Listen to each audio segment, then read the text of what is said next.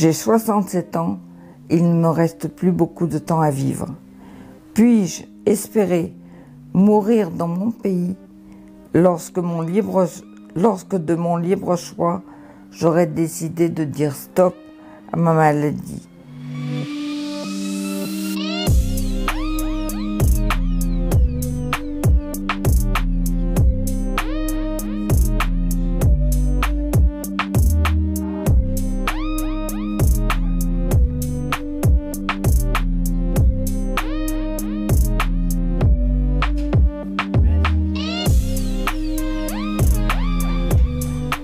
Alors, en septembre, je marchais encore. Je dansais même, je vais dire. Je me déplaçais difficilement, mais bon, encore mes membres répondaient. Et depuis, je trouve que la maladie a évolué extrêmement vite. D'abord, je ne peux plus marcher, je suis en fauteuil roulant.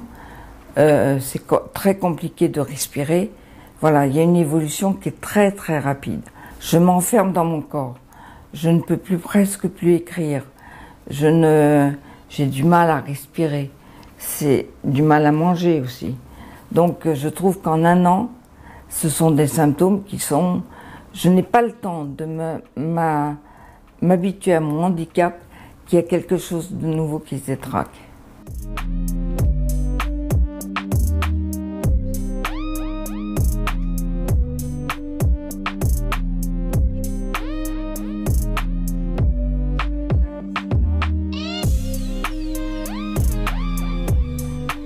Je n'en avais pas parlé à mes enfants avant.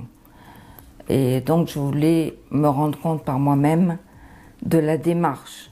Parce qu'on a quelque chose dans la tête, mais il faut voir l'environnement, comment ça se passe. Donc je suis allée avec ma meilleure amie d'enfance et elle m'a accompagnée dans cet entretien qui a été pour moi... D'abord là, j'ai connu quelqu'un de très humain, un médecin très humain, qui a les bonnes questions, qui a les bonnes réponses aussi.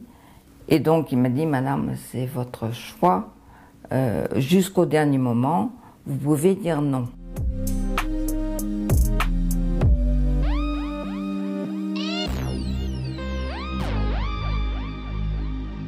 Une fois qu'on a pu appréhender le concept de la fin de vie, l'accepter, je ne sais pas si on peut l'accepter, mais en tout cas, oui, on va dire l'accepter, eh ben, ce qui me hante, ce qui me perturbe énormément, c'est ce trajet. C'est-à-dire qu'on va avoir un top départ, comme si on partait en vacances. Hop, on fait nos valises, on prend la voiture et on est obligé d'aller en Belgique, faire 3 heures de route avec une issue fatale. C'est-à-dire que je vais partir avec ma maman et je vais revenir sans ma maman, ou elle sera sous une autre forme. Ben, ces 3 heures de route, elles sont beaucoup trop longues. C'est pour ça que ça a encore plus de sens de se battre pour que justement le combat politique se passe correctement et rapidement, pour que justement les familles elles aient à faire le moins de trajets possible pour pouvoir accompagner, parce qu'il faut accompagner bien sûr la personne dans cet acte-là.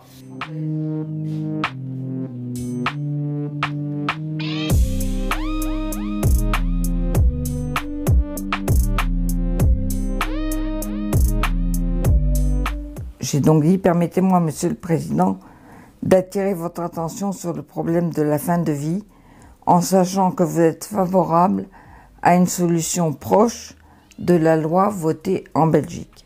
J'ai 67 ans, il ne me reste plus beaucoup de temps à vivre. Puis-je espérer mourir dans mon pays lorsque de mon libre choix, j'aurais décidé de dire stop à ma maladie? Ce n'est pas de mourir qui me fait peur, c'est de ne plus vivre, comme le disait mon grand-père Pierre Lazareff. Je veux mourir dans la dignité pour mes 3 enfants et 4 petits-enfants. Accordez-moi l'espoir que tout cela est possible.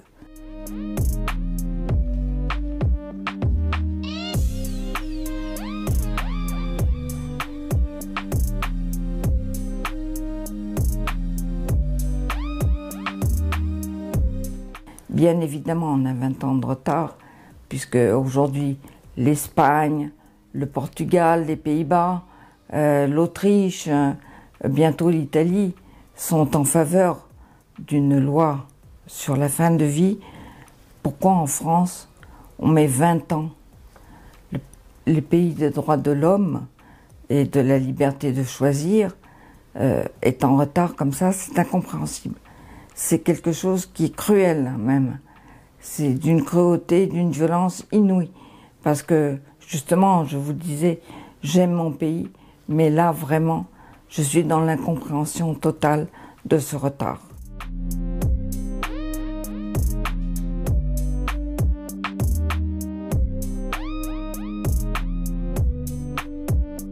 Alors j'ai toujours dit que le moment où je ne pourrai plus parler, c'est aussi le moment où je ne pourrai plus rire, communiquer avec mes enfants, ça pour moi c'est l'horreur, et je ne pourrai plus manger normalement, donc là vraiment c'est la fin de la dignité et du dialogue et de la communication avec mon entourage. Ça pour moi c'est terrible. Évidemment on ne le fera pas dans la tristesse parce que nous vivons tous de façon joyeuse, même si on a des ennuis, on essaye toujours de prendre les choses de façon joyeuse. Et j'espère que lorsque je partirai, tout le monde chantera.